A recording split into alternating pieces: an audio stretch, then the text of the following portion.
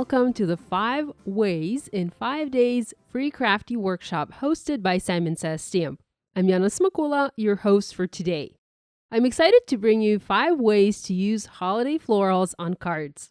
We're going to talk about making a custom background with the help of holiday florals, using holiday florals to embellish the inside of our cards.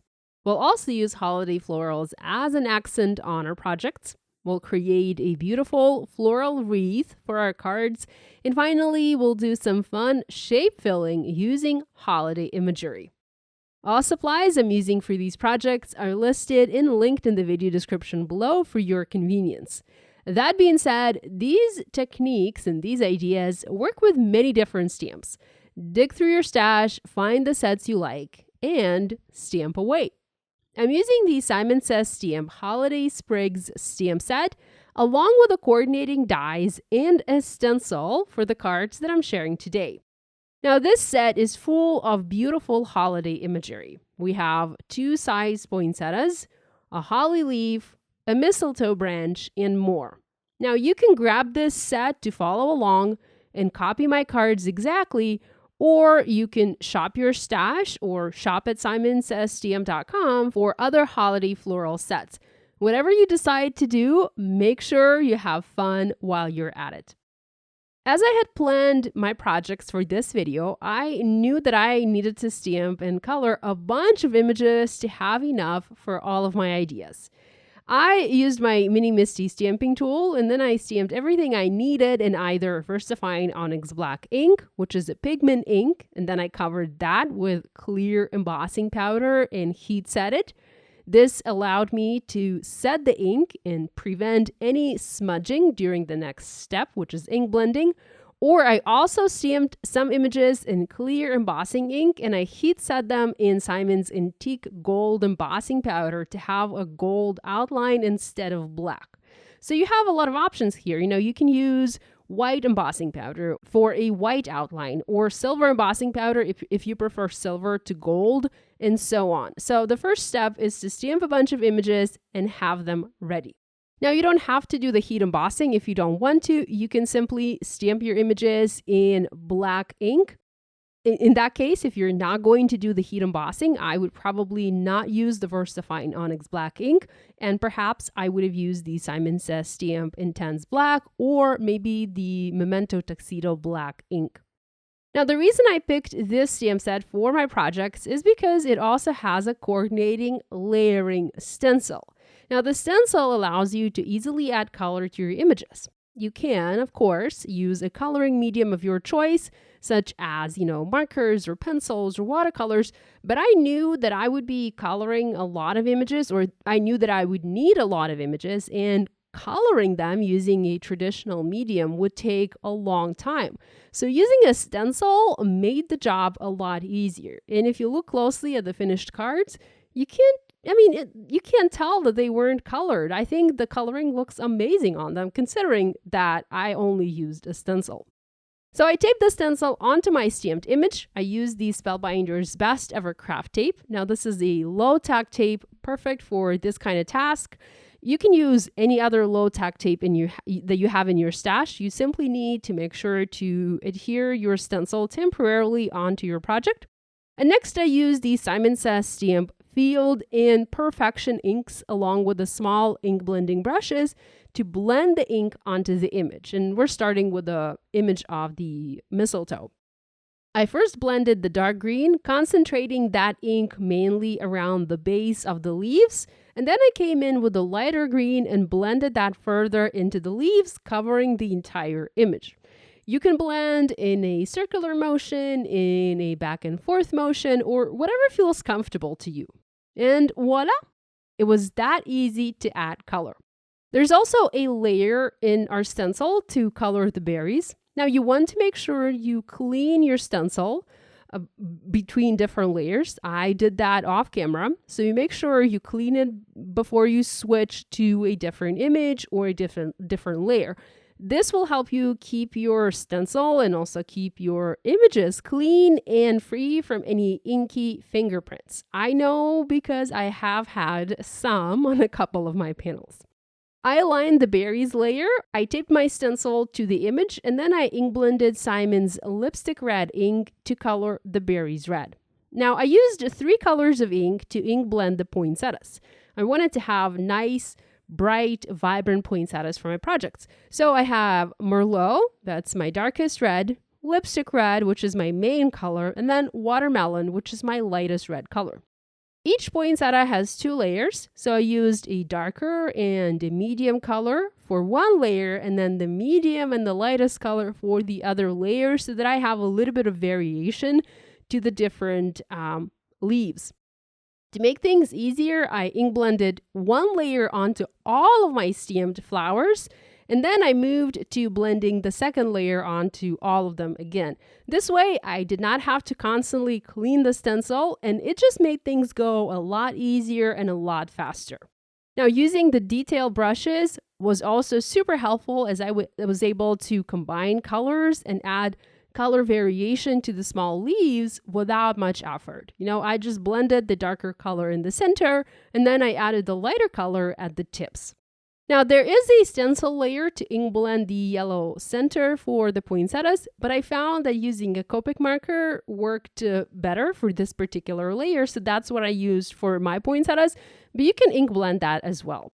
Next, I used the coordinating dies and cut the images out. Now, I made a lot of die cuts, and then I went back in and I made some more. Now, I love to have enough pieces on hand when I'm creating so that I don't have to go back and forth, to stamp one leaf or create one flower when I'm nearly done with my card. So I would much rather have extras when I'm done versus not having enough images while I'm working.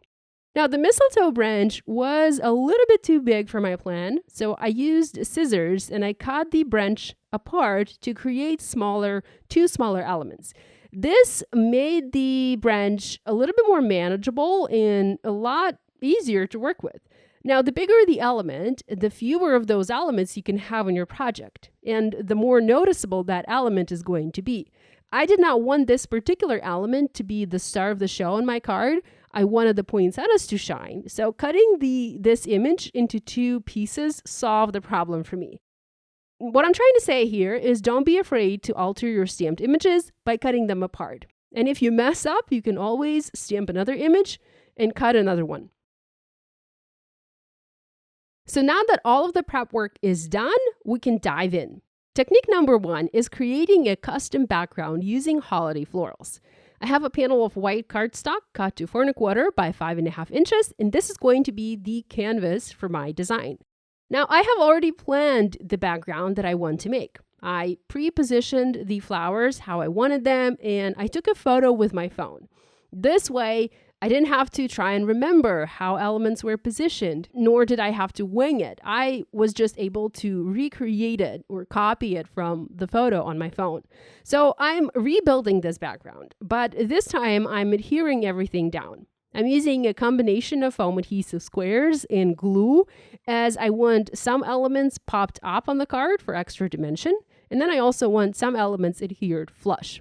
I'm also shaping the elements using my fingers, giving some natural curl to the leaves so that these images aren't boring. They're not flat, they're lifted up a little bit. I want this card or this design to have movement. I want it to feel dynamic. Now, I do alternate the images, so I have the big poinsettia, the small poinsettia, one part of the branch, and then the other part of the branch. I'm also rotating the images, and I'm having them face different directions. I have images going outside the edge of the panel. This way, it looks as if this background is clipped from a larger sheet. Now, I also move things around a little bit. I adjust the placement until I fill the gaps. We don't want to have any odd empty areas on this background. Next, once I have my main elements placed, I trim the excess off using my scissors, and I reuse the leftovers to fill in any edge gaps. I just use glue to adhere those pieces onto the card.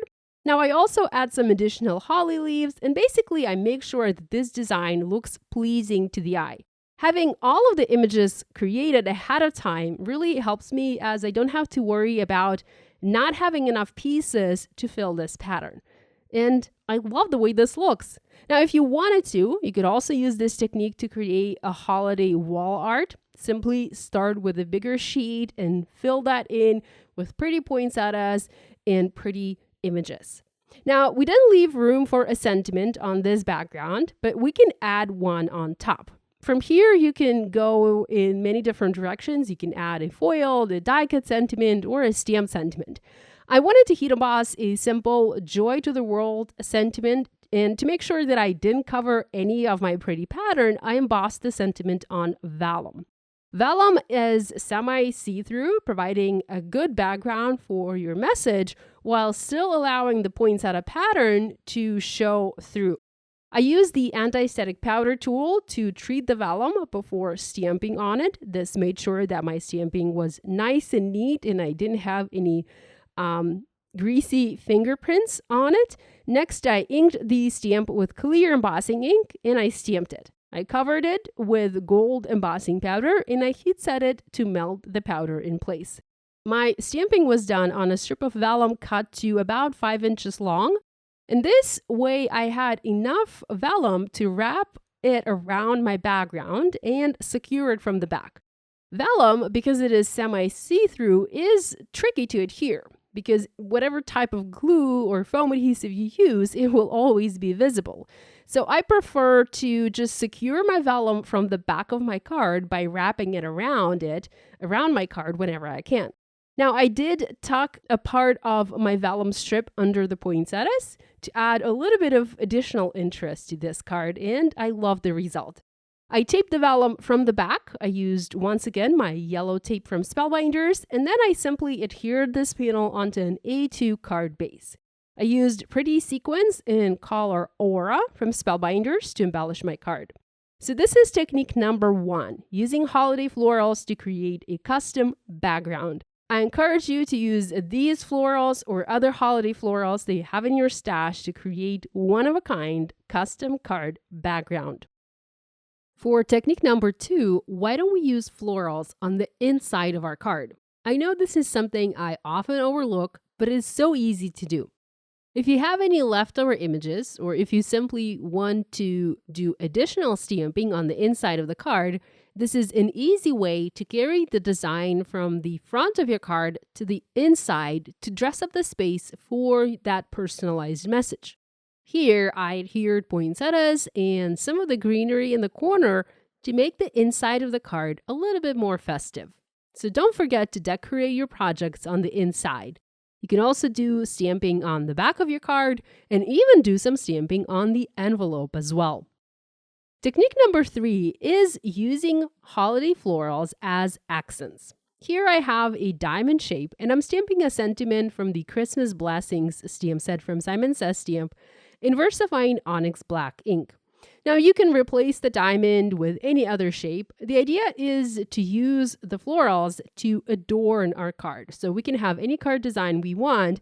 Basically for me, that's a background, then we have a panel with a sentiment, and then we have a floral as an accent. Here I have my images, image outlines embossed in gold embossing powder, and I just want to drape them on the side of the diamond, framing it slightly. For the background of this card, I'm using the Pine Bouquet embossing folder from Simon Says Stamp, and I already embossed it on Seaglass cardstock panel in my Platinum die cutting machine. Now, you can find the sandwich instructions for these folders on the Simon Says Stamp website on the specific product pages. I love that this design has open space in the center. That's where my diamond shape is going to go. And then the rest is embossed with the pretty holiday print. So I foam mounted the diamond shape in the center of the panel. And next I used foam adhesive squares to add my die cuts. We're just creating an accent. We do not need to add much, just a poinsettia or two and some greenery to complete the look. Now, I wanted to add some definition to these poinsettias, so I used my R24 Copic marker and I added some flicks onto the red leaves to add interest. Even though I ink blended my poinsettias, I was still able to add more color using my Copic markers. I didn't do any Copic marker ink blending here. I did do the Simon Says Stamp ink blending, but not any Copic marker ink blending. I just flicked the Copic marker color from the base to the tips of the leaves. I also added the same aura sequence, and that finished this card. So that's technique number 3, using holiday florals as accents. Technique number 4 is super fun and something I'm sure you've all done in the past. We're going to create a wreath using our holiday florals. I have already heat embossed the sentiment in antique gold embossing powder onto white cardstock, and I adhered that panel to A2 card base. The panel is cut slightly smaller and it is popped on the card. Next, I'm going to place my images around the sentiment, forming a circle to create my holiday wreath. So I'm starting by adding the larger pieces. So I have my mistletoe branches and I have 3 pieces. So I place them around the sentiment in a sort of triangular shape. Now, the branches have a little bit of a curve to them, so it isn't a proper triangle.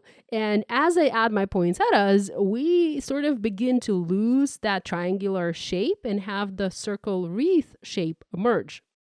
This is one of my favorite techniques for quick cards. A wreath is easy to make. All you need is a variety of images, just like you would in a real wreath making process. And layering is key. So you start with greenery and that you add your poinsettias on top. Next, you add additional pieces as you see fit to create a fuller wreath. So that's technique number 4. Use your holiday florals to make a wreath. My last technique for today is one that combines several products. We're going to fill a shape in using our floral die cuts. Now, I love to do this using an ornament shape. Here, I cut my ornament shape from white cardstock, and the idea is not to decorate the ornament, but instead create the pattern within the ornament. So this is similar to technique number 1. But instead of covering the entire background for a card, we are just covering a shape. And this can be any shape you want. It can be an elongated triangle to make a Christmas tree.